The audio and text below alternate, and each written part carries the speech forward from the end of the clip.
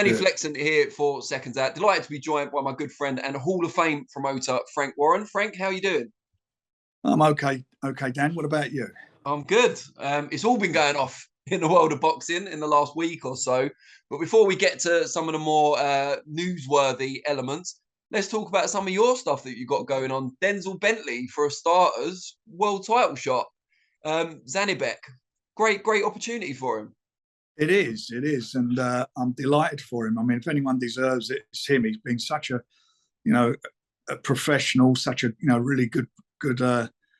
Well, in all ways, he's been great to promote. He gets it, he understands it, and he's with a great team, I like working with, which is Martin and Tony. So I'm delighted for him, and he's got a good chance. Don't write him off in this fight. He's got a very good chance. No, not at all. And he'll go there to win and with real belief in himself. Yeah. But I guess on the flip side, as a promoter, you have to consider all options. He's still got the British title in his second reign. So if he does come up short, he can make a big name for himself anyway and still have that British belt to fall back on. Yeah, and come back and do it. Lots of fighters have done that in the past. Liam Williams, amongst many others over the period of time, and he can do that. But we're obviously positive and hoping he'll pull it off. Now, another fighter of yours that's got a title fight coming up is Daniel Dubois. Initially, it was rumoured he'd be defending the WBA heavyweight title against Lucas Brown. Brown's since come out on social media and said the board have said he can't fight Dubois here.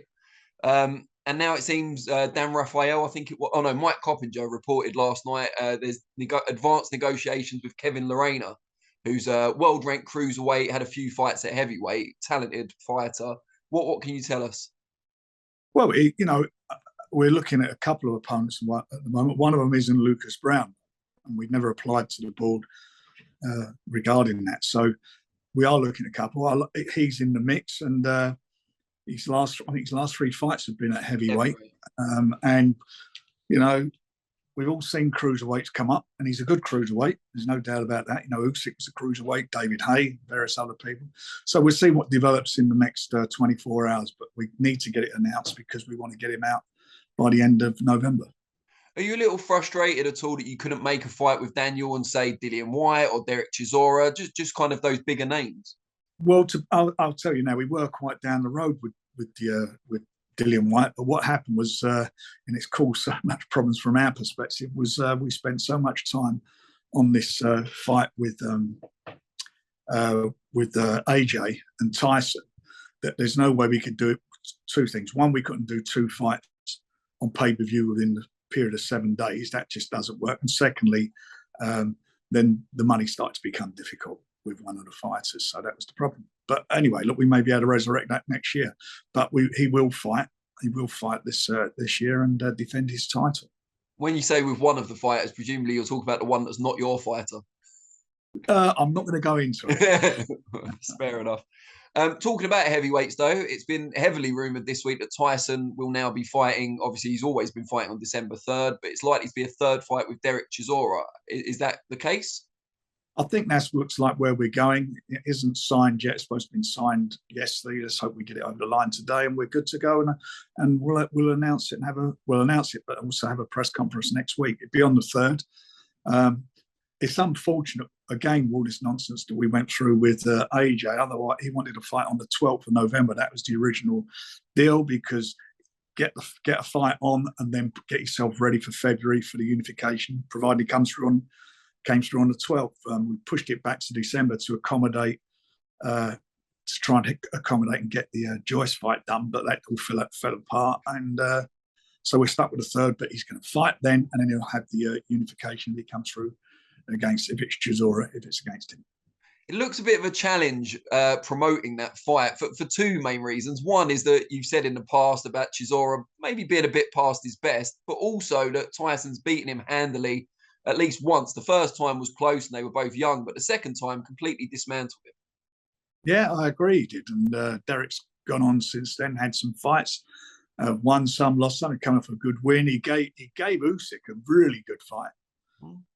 He did give Usyk a good fight, so we'll see. But I've got to get Tyson out, and this is, we are where we are. But we're going to, Tyson needs to fight. He only had 1 fight in a year, and that's not That's not good for him. How frustrating is that for Tyson and for Daniel Dubois, in that you need to get them out by the end of the year? You had big opponents planned, but because of that time taken trying to get those over the line, you've ended up with a smaller pool to pick from.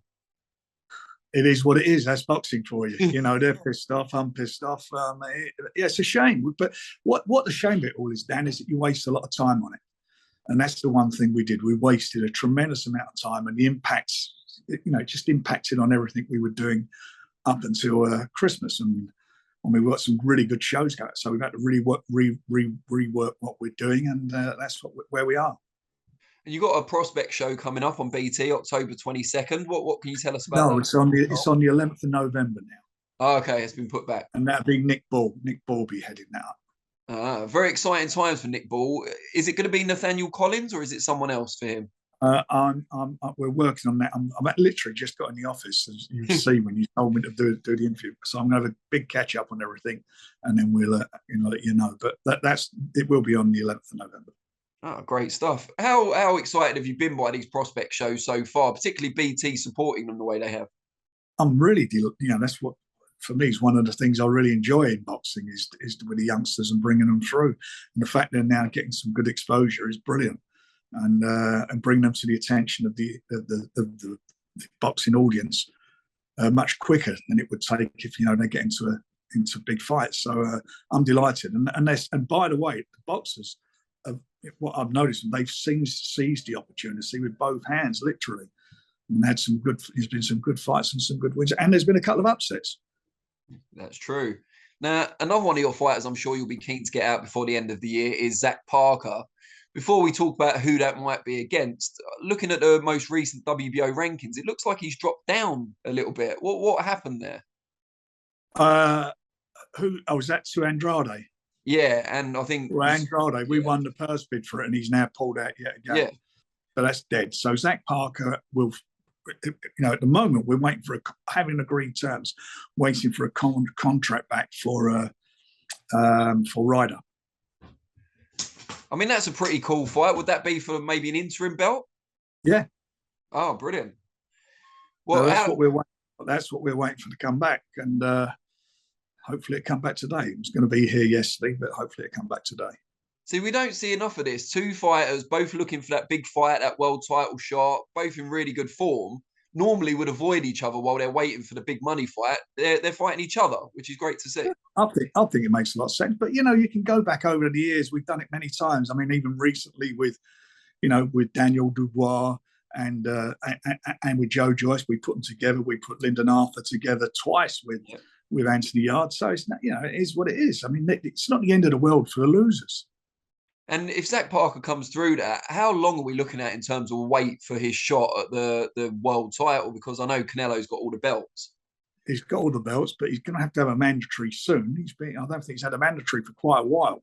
So that's going to come up, and Zach will be in a great position. And whilst he's waiting for that, if he wins the fight against Sean, then I think then we could just keep him busy.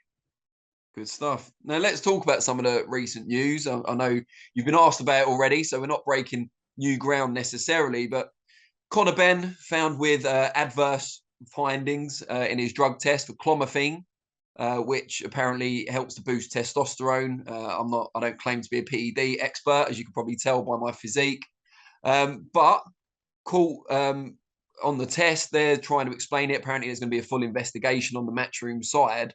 What did you make of it when you first heard the news?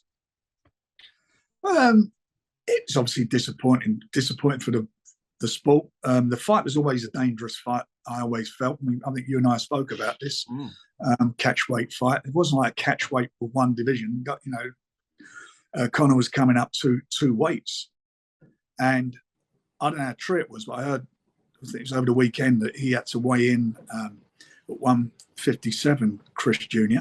Yeah. And on the night be no more than 160. Now, if that's true, I don't understand that. That's dangerous territory. And looking at the photos of him, I mean, he looked very drawn. Yeah, he did. And look, that is the problem with all these things. When you're really forcing a weight, is the dehydration. And he's not a youngster. He's 33 years of age. So it's all dangerous before you started. And then this thing came out about Conor testing positive, and the way it was all run. so everyone was trying to just ignore it and move forward and put the fight on. And I didn't get that. What's the point of both the boxers signing up for a VADA test if when it comes through that everyone concerned with the promotion is going to ignore it? And thankfully, the Boxing Board of Control stopped it from happening. What would you have done if you matched these fighters and it was your fighter in this case, in terms of it was Matchroom's fight with Ben, that came up with these findings? Now, VADA don't have any power to suspend anyone or stop the fight, but they report it to you, the promoter. What would you have done in that situation? I would have pulled the fight. I'd have asked for the B sample to be tested immediately, just in case. That's like clinging on by your fingernails, because normally the B sample is 99.9 comes through the same, unless it's been contaminated. I would have called it off. And I've called off fights in the past. I had Danny Williams years ago when I just done a new deal with ITV. I think we come away from Setanta or Sky, whatever it was, and we did this new deal, big launch. Amir Khan making his debut in a 4-rounder, and the main event was Danny Williams defending his title. And the night before the fight, I was sitting in a restaurant on a Friday night, just we had the weigh-in, everything went well at the weigh-in, everyone seemed good and so forth, had their medicals, and Danny's wife rang me and told me he's not well and he hasn't been well all week and he should be fighting. So I just sort of, what's this all about? So I said, let me call him. So I rang him, couldn't get through him. Eventually I spoke, and I was told was it nothing serious, but I had my reservations. So at the end of the day, I pulled it. I pulled the fight because had it gone on, had something happened selfishly, what would I, his wife had called me. How do you explain that away? And sometimes these things, this happens in boxing. Was it a couple of years ago, I'd done the same thing with Paul Butler, who's in the final eliminator for the IBF title. I found out at the weigh-in that he'd been in the sauna, and I pulled the fight. It might have been a year ago or so with Ryan Garner. I pulled him out. No one pulled him out. I pulled him out of the fight. And I do that, and I do that because there's a reason for it. For God forbid anything goes wrong. One, it kills the sport. Two, you're the person having the knowledge something's not right. You've put him in there, and it's a dangerous enough sport as it is. So that's where I'm at with it. So before anybody says, "Oh, if the boot is on the other foot, I would have fought it," then that's not true. You sign up for VADA, you live with VADA. The problem we got with this VADA situation, you quite rightly say, they're not a disciplinary body; they just report. But there needs to be now some coordination with UCAD and the board, that any of their reports that come through like that they hear it. There has to be a hearing. Because at the moment it's all up in the air. No one knows where you are. I mean, basically, their view is Matchroom view is if you test positive for a VADA test, but not for a UCAD, and the fight's in the UK, get on with it. They made a comment about Billy Joe Saunders when he tested positive for VADA in Massachusetts. He tested, and but what he had taken was permitted by UCAD, provided it wasn't in competition. And the test was done more or less as the first test, and that's why the board didn't suspend him. That's why he never had his license taken away, because it had whereas on VADA it's 100% no. There was the other thing, so that was it. So don't everyone get carried away that we're singing a different tune, because we wasn't. How does it look for the sport when the test is made public, everyone knows that there's been these traces of clomiphene found, and then they see the promoter and the people around the fight on television trying to make the fight still go ahead, even talking about going to court to force it to happen? It's dreadful. I mean, it's dreadful that they see this. It's dreadful, and to the wider audience, they think, what on earth is going on here? This is the Wild West. Go to courts to prove what? I mean, there is no grounds to go to court whatsoever. That's a load of bullshit, that was. Secondly, there's people still buying tickets and subscribing for the fight. So, no one took that. They should be taken. They should be taken into account. And I don't feel they certainly weren't, because there was up until the day before it was going ahead. I think that the Border Control have a regulation that basically, I can't remember verbatim what it is. I had it in front of me the other day, but basically saying anything not in the best interest of boxing, they can refuse sanction. They did that. They also have another regulation that says about, you have to comply with UCAD tests, etc., or any other valid recognised body. Well, certainly VADA is recognised by everybody. That's the reason everybody signs up for it. Certainly the WBC have this clean athlete program, and the board are members of the senior members of the WBC. So it was just ridiculous. It was handled so poorly, so badly, and you just wondered what on earth, where everybody's head was. I mean, fighters need that. There is a reason you have a boxing border control, promoters, managers, trainers, etc. And that's to ensure the most important thing about boxing, because it's a dangerous sport, is the welfare of the boxers. That's the bottom line of it all. And some boxers need to be protected from themselves. I mean, I'll give you an example. I spoke about Danny earlier. I mean, Danny had his license taken away, and then he's off fighting all in places where they didn't have, they're quite lax regarding the medicals and so forth. He needed protecting. It's already say stop boxing. Then it'll go underground.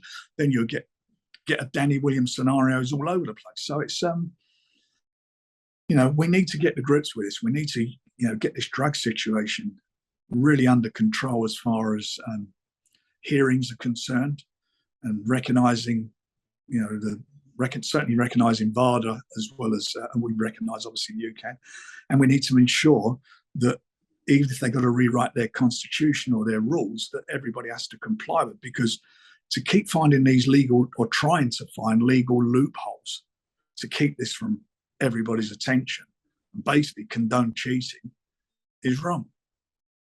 I agree. And we talked about the board. Now, they did the right thing ultimately, but reports are they knew about the positive test when the promoters knew, so around 2 weeks before the fight. They only withdrew their jurisdiction or their sanction 2 days before the fight.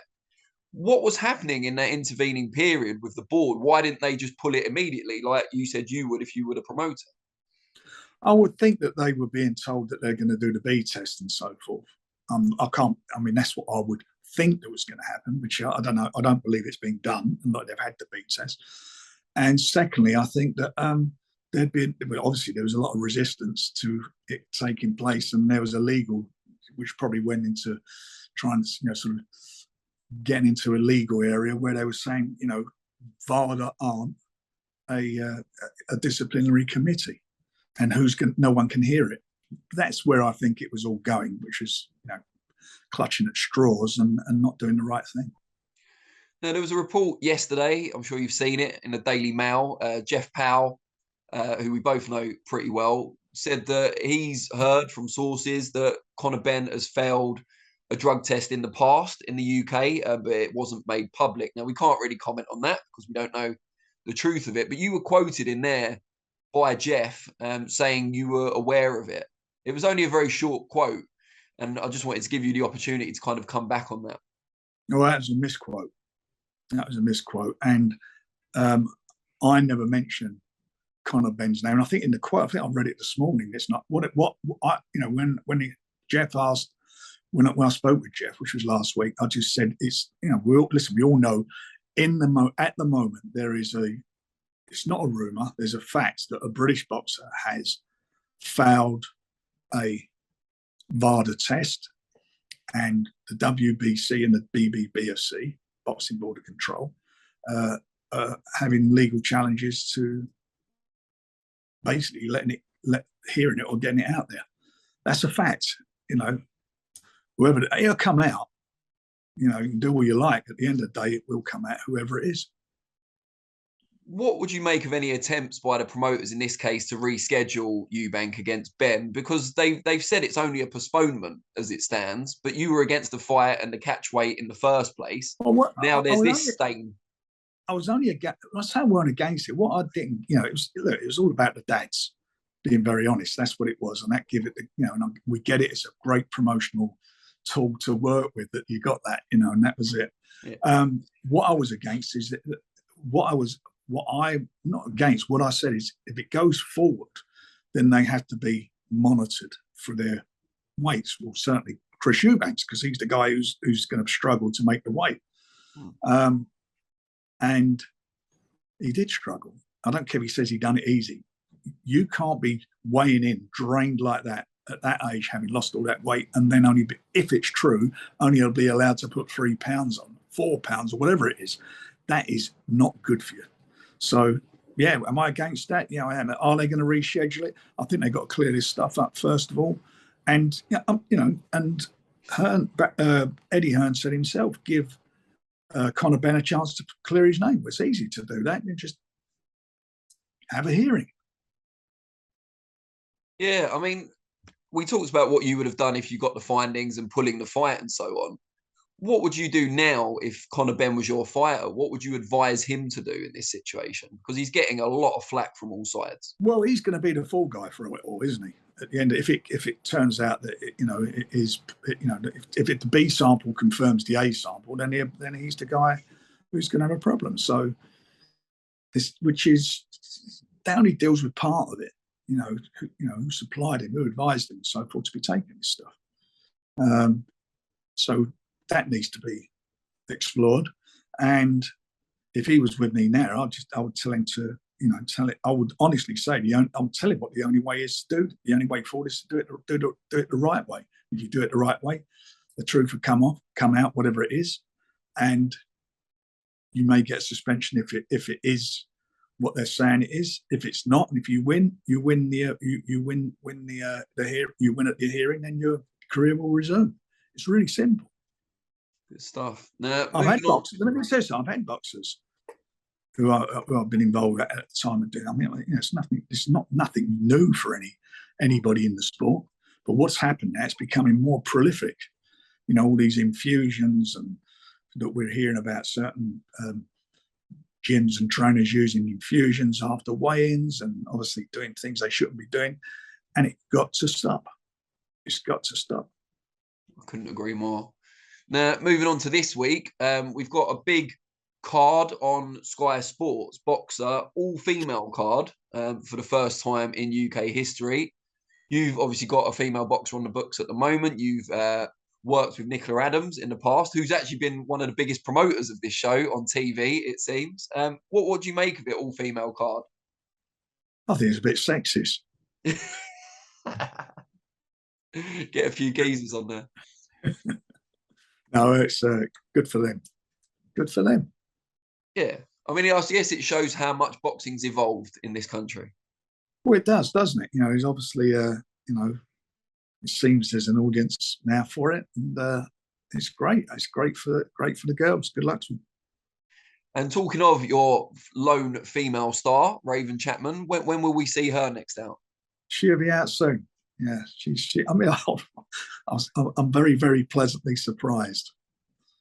Watching a fight. Very pleasantly surprised. I like watching. Good stuff. All right. Well, Frank, it's always a pleasure. You enjoy the rest of your day.